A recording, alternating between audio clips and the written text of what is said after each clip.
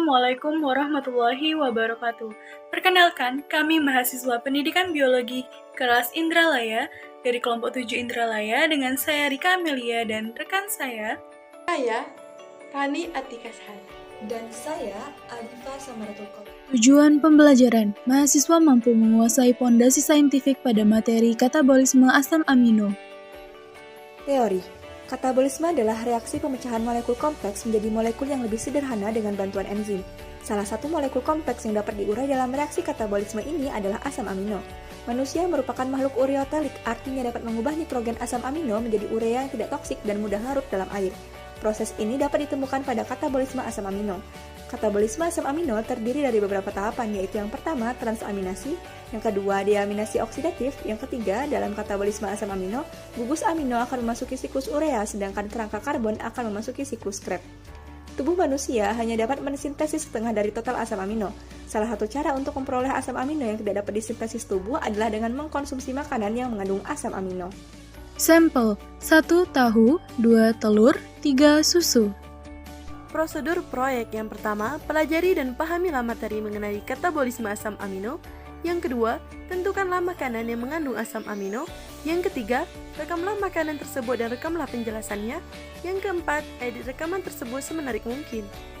Salah satu sumber makanan yang mengandung protein adalah tahu. Menurut data dari Kementerian Kesehatan, dalam 100 gram tahu mengandung sekitar 10,9% protein.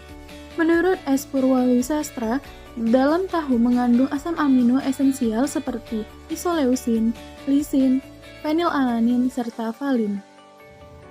Susu sapi. Berdasarkan data Kementerian Kesehatan, dalam 100 gram susu sapi mengandung protein total sebanyak 3,2%. Berdasarkan SNI nomor 314112011, persyaratan mutu susu sapi minimal mengandung protein sebanyak 2,8%. Berdasarkan penelitian yang dilakukan oleh Angelina Ira dalam tesisnya disebutkan bahwa terdapat 17 macam asam amino yang terkandung dalam susu sapi, yaitu aspartat, serin, glutamat, glisin, alanin, sistein, valin, metionin, isoleusin, leusin, tirosin, fenilalanin, lisin, histidin, arginin, dan prolin. Telur ayam. Berdasarkan data Kementerian Kesehatan Republik Indonesia, dalam 100 gram telur ayam mengandung protein sebanyak 12,4%. Berdasarkan SNI nomor 392620008, persyaratan minimal telur ayam rebus sebanyak 6,26% protein. Berdasarkan penelitian Marta Santi Faulina dalam tesisnya, telur ayam ras mengandung asam aspartat 0,80%, treonin 0,28%, serin 0,43%, asam glutamat 0,94%, dan glisin 0,24%. Untuk mengetahui kandungan protein yang ada pada sampel makanan, dapat dilakukan beberapa pengujian seperti berikut. Yang pertama yaitu uji biuret. Uji ini menggunakan reagen biuret yang mengandung NaOH dan CuSO4. Adanya protein pada sampel ditunjukkan dengan perubahan sampel menjadi warna ungu. Yang kedua yaitu uji ninhidrin. Uji ini dilakukan dengan melakukan penambahan beberapa tetes larutan ninhidrin pada sampel yang kemudian akan dipanaskan. Adanya protein pada sampel ditunjukkan dengan perubahan warna biru keunguan. Yang ketiga yaitu uji santoprotein. Pada uji ini digunakan larutan asam nitrat pekat yang berfungsi untuk memecah protein menjadi gugus benzena. Pada sampel yang mengandung protein, pada saat reaksi akan menimbulkan cincin yang berwarna kuning atau jingga. Yang keempat yaitu uji Milon. Pada uji Milon, reaksi yang biasa digunakan adalah larutan merkuro dan merkuri nitrat dalam asam nitrat. Apabila reaksi ini ditambahkan pada larutan sampel yang mengandung protein, akan menghasilkan endapan putih yang dapat berubah menjadi merah oleh pemanasan. Transaminasi. Langkah pertama katabolisme sebagian besar L-asam amino setelah mencapai hati adalah pelepasan gugus amino. Pelepasan gugus amino dari L-asam amino dikatalisa oleh enzim transaminase atau aminotransferase. Gugus amino akan dipindahkan secara enzimatik ke atom karbon alfa pada alfa-ketoglutarat sehingga dihasilkan asam alfa-keto. Reaksi ini juga menyebabkan aminasi alfa-ketoglutarat membentuk L-glutamat. Tahapan yang kedua adalah deaminasi oksidatif. Dari tahapan transaminasi dihasilkan L-glutamat. Sebagaimana yang diketahui, transaminasi berlangsung di sitoplasma. Selanjutnya, L-glutamat akan dibawa ke mitokondria dan terjadilah tahap deaminasi oksidatif. L-glutamat mengalami deaminasi oksidatif oleh aktivasi L-glutamat dehidrogenase yang memerlukan NAD+ sebagai molekul penerima ekuivalen pereduksi. Dari tahapan ini akan dihasilkan asam alfa-keto dan amonium. Selanjutnya siklus urea, adapun tahapannya yang pertama kondensasi dan aktivasi NH4+ dan HCO3- membentuk karbomoil fosfat. Selanjutnya, transfer gugus karbomoil dari karbomoil fosfat ke ornitin membentuk strulin. Reaksi ini terjadi di mitokondria dan dikatalis oleh ornitin taskarboimolase.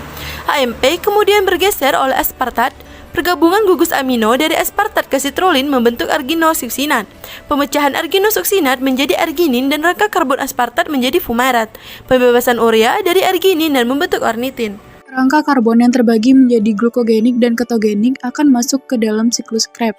Pada glukogenik, asam amino seperti fenilalanin dan tirosin akan menjadi fumarat lalu masuk ke siklus Krebs. Sedangkan pada ketogenik, asam amino seperti isoleusin, leusin, treonin, dan triptofan akan menjadi asetil-CoA lalu masuk ke siklus Krebs. Energi yang dihasilkan. Kelompok 1, asam amino akan diubah menjadi asetoasetil-CoA lalu diubah menjadi asetil-CoA, lalu asetil-CoA akan masuk ke dalam siklus asam sitrat dan menghasilkan 12 ATP. Asam amino kelompok 2 akan diubah menjadi asetil-CoA, lalu asetil-CoA akan masuk ke dalam siklus asam sitrat dan menghasilkan 12 ATP. Asam amino kelompok 3 akan diubah menjadi pirofat dan pirofat akan diubah menjadi asetil-CoA lalu masuk ke dalam siklus asam sitrat menghasilkan 15 ATP. Asam amino kelompok 4 akan diubah menjadi oksaloasetat lalu masuk ke dalam siklus asam sitrat, tidak menghasilkan ATP. Asam amino kelompok 5 akan diubah menjadi fumarat dan menghasilkan 3 ATP. Asam amino kelompok 6 akan diubah menjadi suksinil-CoA, lalu suksinil-CoA akan masuk ke dalam siklus asam sitrat dan menghasilkan 6 ATP. Asam amino kelompok 7 akan diubah menjadi glutamat, kemudian glutamat akan diubah menjadi alfa-ketoglutarat, kemudian masuk ke dalam siklus asam sitrat dan menghasilkan 9 ATP. Dengan demikian total keseluruhan ATP terdapat 57 ATP.